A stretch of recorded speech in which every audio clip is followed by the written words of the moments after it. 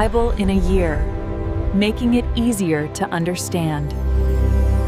And then you realize the boxes aren't even taped shut yet. John, I'm serious.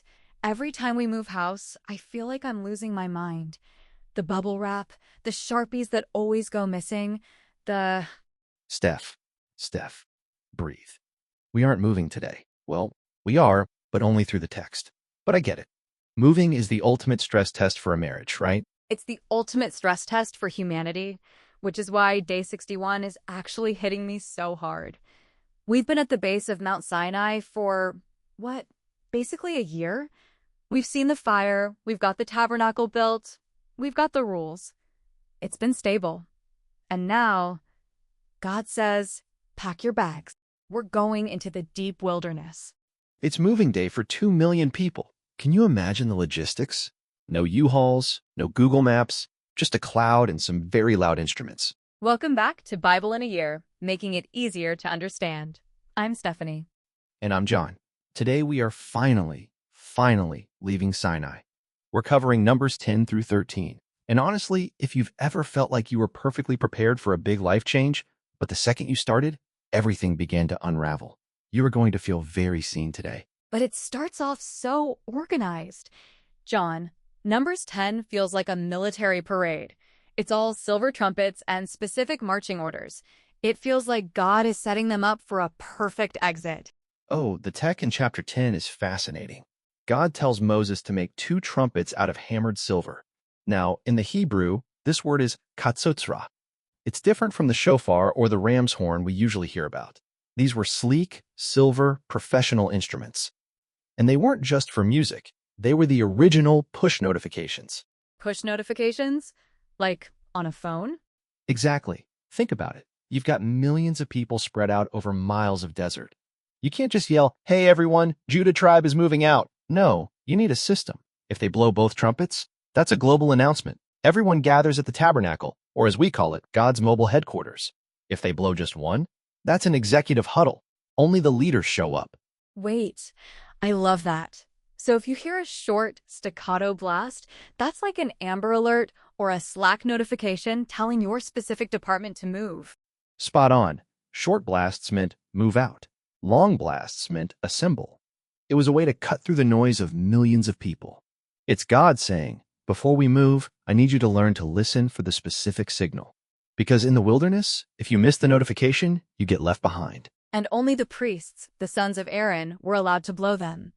Which feels a bit exclusive. It's about authority, Steph. The signal to move had to come from a sanctified source. You don't want some random guy in the back camp blowing a trumpet because he's bored and starting a stampede. It teaches the people that their movement is directly tied to God's voice. That makes sense. And then they actually start moving. And the order is so specific.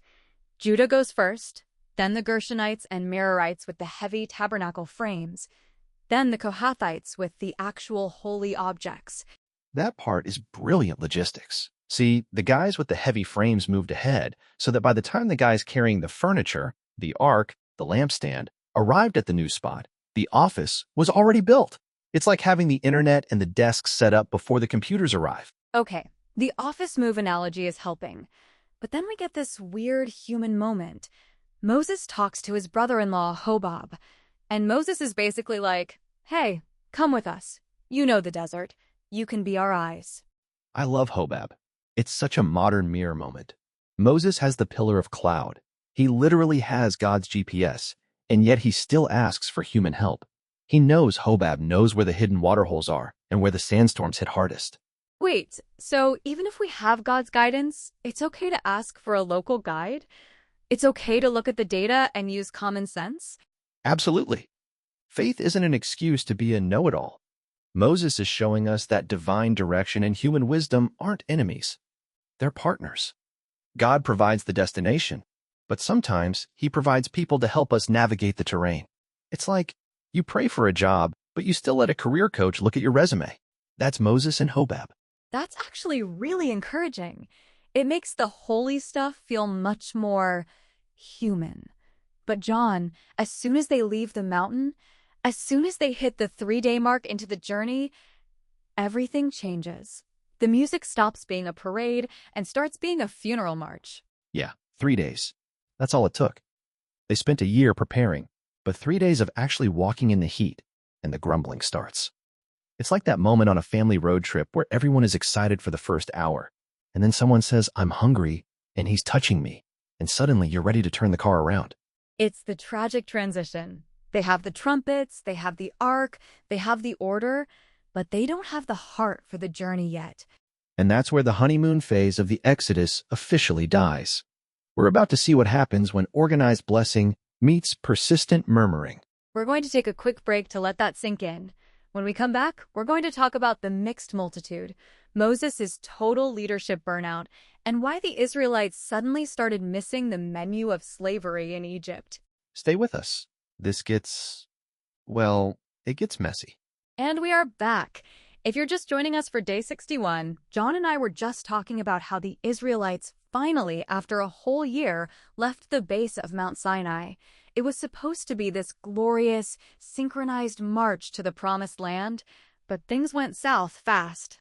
South is an understatement, Steph. It went off the rails. We're in Numbers 11 now, and honestly, this chapter should be required reading for anyone who has ever looked at a toxic situation from their past and thought, maybe it wasn't that bad. Right? They start complaining almost immediately. The text says they complained about their misfortunes, and God's anger is kindled. But then we get to the real drama, the food. John, they start crying, literally weeping, because they want meat. They're sitting in their tent doors, just sobbing over leeks and onions. It's the ultimate case of toxic nostalgia. Think of it like looking at a terrible ex-boyfriend through a rose-tinted Instagram filter. You forget the gaslighting, you forget the late-night arguments, and you just remember that one time he bought you a really good taco. That is exactly what's happening. They say, "We remember the fish we ate in Egypt for nothing. The cucumbers, the melons, the leeks, the onions, and the garlic. For nothing? You were slaves. You paid for that garlic with your lives and your children's lives." Exactly. And notice who starts it. The ESV calls them the rabble, but the Hebrew word is asaph suf. It literally means the mixed multitude, the people who tagged along when Israel left Egypt but weren't fully in. They're the original toxic group chat.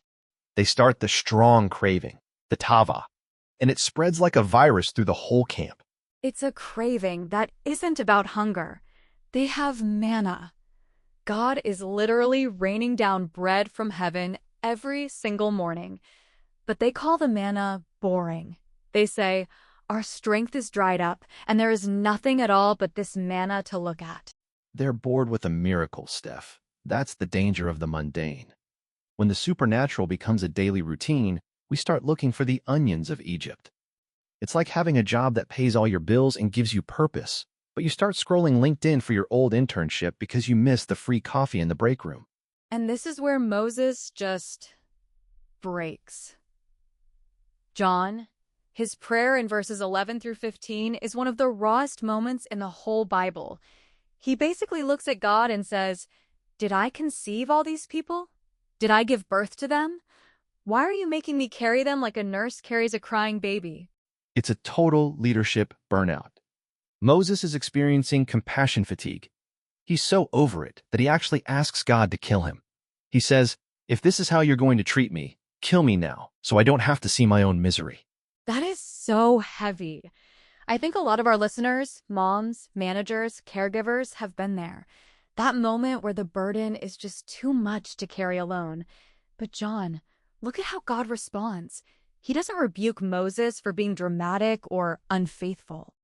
No, he does a corporate restructure. He tells Moses to gather 70 elders. He says, "I will take some of the spirit that is on you and put it on them." This is a huge shift from a command and control model to a collaborative one. God is saying, "You weren't meant to be the only one with the flashlight, Moses. Let's share the load." And then we get the quail. God says, "Fine, you want meat? I'll give you meat for a whole month until it comes out of your nostrils." That's such a vivid, gross image. It's God's way of saying, be careful what you demand. They wanted the menu of slavery, so he gave them so much of it they couldn't stand the smell. It's a lesson that unrestrained appetites lead to spiritual leanness. They got what they wanted, but they lost the joy of the journey. But wait, it gets crazier. In chapter 12, the rebellion goes inner circle. Moses' own siblings, Miriam and Aaron, start talking behind his back, and they use his marriage to a Cushite woman as a pretext. Oh, the marriage was just the clickbait title. The real issue was professional jealousy. They say, has the Lord spoken only through Moses? Hasn't he spoken through us too? It's that person in the office who's mad they didn't get the promotion, so they start nitpicking the boss's personal life. And this is where the text says something famous. Now the man Moses was very meek, more than any man on the face of the earth. John, let's do a quick deeper dive here. When we hear meek, we usually think weak or timid, like Moses was a doormat. Is that what the Hebrew is saying? Not even close. The word is anav. Let's dumb it down for the modern seeker. Anav doesn't mean you're a wimp. It means devout dependence. It comes from a root that means to be bowed down or afflicted. So, like, bowed down by care? Exactly. Moses wasn't meek because he was quiet. He was meek because he was resilient under pressure. He didn't feel the need to defend himself because he was so submitted to God's authority. It's strength under control. While Miriam and Aaron are shouting for attention, Moses is just leaning on God. And God notices. He calls a family meeting at the tabernacle door. Can you imagine? God tells them, I speak to prophets in dreams, but with Moses, we talk mouth to mouth. No dark speeches or riddles, just clarity. God is literally his character reference. But the consequence for Miriam is leprosy. And I love Moses' reaction here. He doesn't say, told you so. He immediately prays, heal her now, O God, I beseech thee. That is true enough. No resentment, just intercession. It's a plain English lesson in leadership. The people who hurt you usually need your prayers the most. But the sad part is, because of that family drama, the whole nation has to wait 7 days for her to be healed. The rebellion of the few delayed the progress of the many. And that brings us to the edge of the big one. We've had the march, we've had the murmuring, and now we're at the border of the promised land. The spies are about to go in. Oh, I am ready for the giants and the grasshoppers. We're going to take one more quick break. When we come back, we're hitting Numbers 13, the final exam for this generation. And we'll talk about why imposter syndrome is actually an ancient biblical problem. Don't go anywhere. And we are back for the home stretch. We've had the silver trumpets, we've had the leek and garlic nostalgia, and we even survived the family drama with Miriam and Aaron. John, we finally reached the border. This is the moment they've been waiting for since they left Egypt. This is it, the final exam. We are in Numbers 13. Imagine the vibe in the camp, Steph. They are at Kadesh Barnea. They can practically see the finish line, and Moses decides it's time for some reconnaissance. He picks 12-inch rulers, the absolute best of the best from each tribe, and sends them in to scout the land. And it wasn't just a quick look, right? They were in there for 40 days. Moses gave them a 7-point checklist.